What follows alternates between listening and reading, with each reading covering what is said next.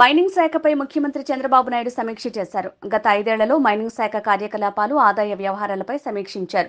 Mining శాఖ ఆదాయంలో 2014-19 మధ్య 24% వృద్ధి సాధించగా 2019-24 మధ్య 7% పడిపోయిందని అధికారులు వివరించారు. మైనింగ్లో అస్తవ్యస్త విధానాలు, అక్రమాల వల్ల ప్రభుత్వం 9,750 కోట్ల ఆదాయం నష్టపోయిందని వివరించారు. 5 ఏళ్ల కాలంలో ఇసుక తవ్వకాల్లో ప్రైవేట్ ఏజెన్సీలతో ఒప్పందాలు, తద్వారా జరిగిన అక్రమాలు, ప్రభుత్వానికి జరిగిన నష్టంపైన సీఎం సమీక్షించారు. ఇసుక తవ్వకాల్లో ఒప్పందాల ప్రకారం ప్రైవేట్ ఏజెన్సీలు ప్రభుత్వానికి 1,025 కోట్లు చెల్లించలేదని అధికారులు సీఎం దృష్టికి తీసుకొచ్చారు.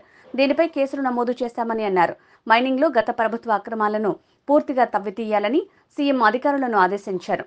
ఇసుక, సిలికా, క్వార్ట్జ్ తవ్వకాల్లో అక్రమాలపై ఆధారాలు పక్కాగా సేకరించాలని సూచించారు.